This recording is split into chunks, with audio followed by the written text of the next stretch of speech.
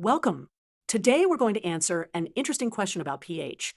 Can you have a pH less than 1? The short answer is yes, but let's understand why.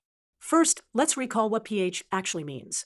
pH is defined as the negative logarithm base 10 of the hydrogen ion concentration.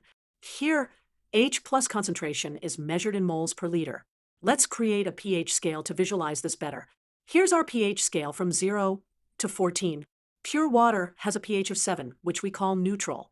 Values below 7 are acidic, and values above 7 are basic. Now, let's understand why pH can be less than 1. Remember, pH uses a logarithmic scale. This means that each whole number decrease in pH represents a tenfold increase in hydrogen ion concentration. Let's look at some examples. At pH 3, the hydrogen ion concentration is 10 to the negative 3 moles per liter. At pH 2, it's 10 to the negative 2 moles per liter. At pH 1, it's 10 to the negative 1 moles per liter, or 0.1 moles per liter. At pH 0, the concentration is 1 mole per liter.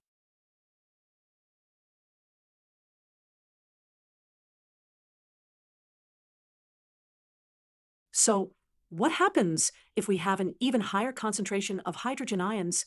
If the concentration is greater than 1 mole per liter, the pH will be negative.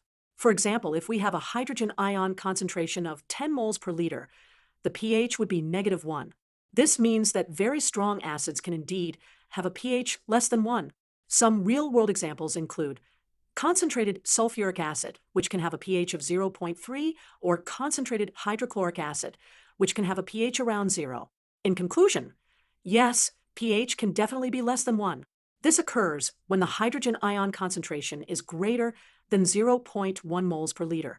The logarithmic nature of the pH scale means there's technically no lower limit to pH, though in practice, it's rare to encounter solutions with pH much below 0.